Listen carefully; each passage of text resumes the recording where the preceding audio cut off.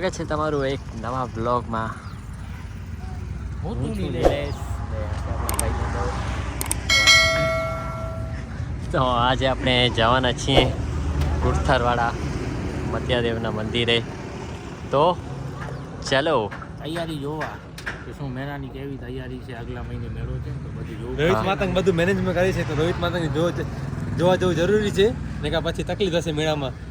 કોઈ હા, રોહિત તો માતંગને ફરિયાદ ન કરતા કે આમ છે ઓમ છે. હા, તો મેળાની તૈયારી જોવા માટે આપણે બધા ડિસ્કશન કરીને નક્કી કર્યું છે કે 1 મહિનો પહેલાં બધું જોઈ આવીએ કેવું છે બધું સગવડ ને શું આપણે પ્રયાસ કરીને સારી સગવડ આપી શકીએ મેળામાં. તો એ બદલ ગુરુભાઈ રોહિત માતંગ પોતાનું મોઢું છુપાવે છે કે મને કોઈ કહેતા નહીં. 2 hours later. તો બસ મિત્રો, આપણે હવે પહોંચી આવ્યા છીએ મત્યાદેવના સ્થાન ઉપર. બસ ખાલી 3 કિલોમીટરની દૂરી છે અહીંયાથી. અહીંયા હવે ઝાડનું વાવેતર થશે એ આપણા માટે સારી બાબત છે, કારણ કે મેળા ટાઈમે છાંયડાની ઘણી જરૂર હોય છે. તો છાંયડો થઈ જશે એકાદ વર્ષ રસ્તાની બંને બાજુ જોઈ લો, ચારે સાઈડ ઝાડવા થઈ જશે. પછી આ બાજુ પણ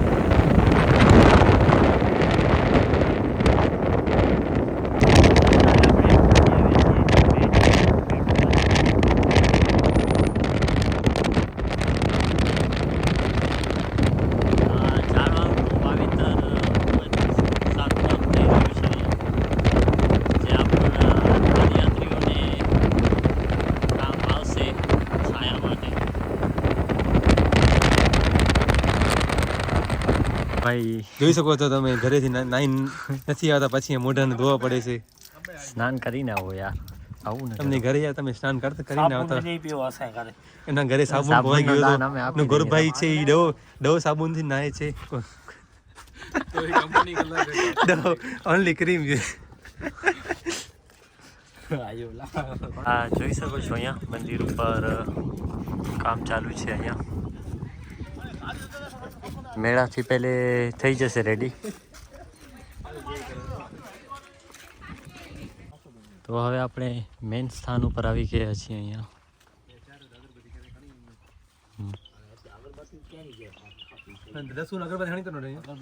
અગરબત્તી લઈ આવો. મંદિરની પાછળની બાજુ પરમ પૂજ્ય શ્રી ધણી માતંગ દેવની મૂર્તિ બિરાજમાન છે, નવી.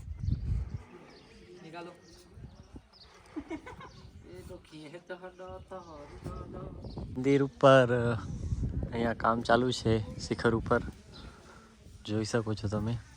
અહીંયા નીચે બધા પાણા પડ્યા છે. હવે એ બધું અમને સાફ બાફ કરાવવું પડશે ને હમણાં મેળો આવશે.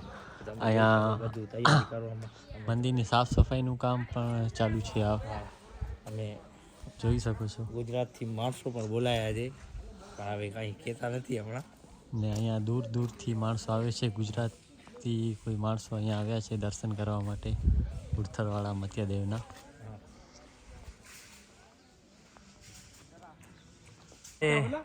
જઈએ છે ઘરની તરફ છેલ્લા દર્શન કરીને મંદિરના આપણા બધા મિત્રો. આપણે આવી ગયા છીએ ઘોડા સર્કલ ઉપર વડાપાઉં ખાવા માટે બધા મિત્રો. રોહિત માતંગ વડાપાવ ખાતે હોય મીઠો નહીં વડાપાવ. અહીંયાના વડાપાઉં બહુ જ ટેસ્ટફુલ હોય છે. અમે તો ઘણા ખાધા છે, તમે પણ ટ્રાય કરજો ઘોડા સર્કલ નલિયામાં. ગુરુભાઈ, ટેસ્ટ કેવું લાગ્યું તમને? જોરદાર લાગી. અમે માંડવીનો તો એવા જોયા જ નથી ક્યારે. ગરુભાઈ તો શરીરમાં કટિંગ કરીને વળી મસાલો નથી દે છે. હા, બટરવાળા વડાપાઉં સ્પેશિયલ. વડાપાવ આ સ્નેપ મૂકે છે.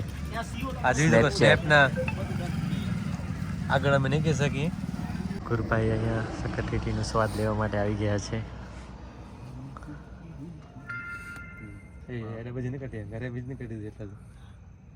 કેવું સ્વાદ છે ગરમ હોય ભલે હજી ગરમ છે ફ્રીજમાં રાખશો તો મજા આવશે તમને બરોબર હે મેઠી યાદી ના જ્યારે મોડી લાગી હતી મૂકને તું ચેક કર પા ઠંડી થશે ને તો મજા આવશે એકવાર ટ્રાય કરશો તો બીજી વાર આવશો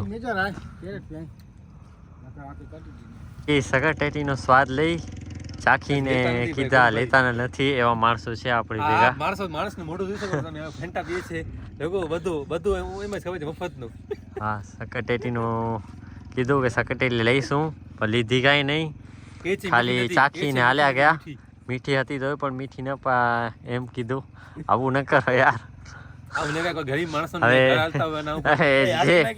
હાથમાં કોના છે નહીં હવે જે ચાખી છે ને એના પૈસા આપો ભાઈ નહીં તો મજા નહીં આવે કાકાની છે રેકડી ભાઈ કાકાની સુધીમાં હાથી જતા તો લઈ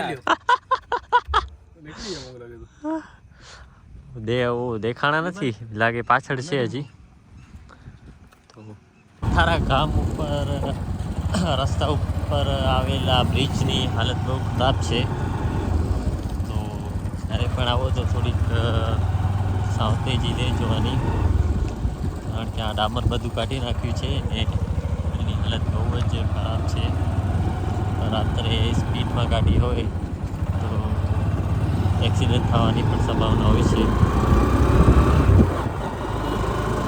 હવે માંડવી થોડાક જ કિલોમીટર દૂર છે લાઈજા પહોંચ્યા છીએ ને હવે માણસો અમારા ગ્રુપ જરાક તપી ગયા છે અમારા ઉપર બાજી ગયા છે અમે એક માણસને લઈ નથી ગયા તો એ બિચારા અમારાથી થોડાક નારાજ થઈ ગયા છે હવે 2-3 દિવસમાં વોટ્સઅપ અમારા ગ્રુપમાં પણ લગભગ લેફ્ટ થઈ જશે એવો રોહિત માતા ગોરની ભવિષ્યવાણી છે હવે તમે જો અમે જોશું ભવિષ્યમાં શું થાય 2 દિવસમાં એ તમે નેક્સ્ટ વખત તમને કહીશું નેક્સ્ટ ટાઈમ હા તો મળશું પછી એક નવા વ્લોગમાં લાઈક શેર અને સબસ્ક્રાઇબ કરી અરે નિલેશ કે ડબલ કમેન્ટ કહી જાય એકડે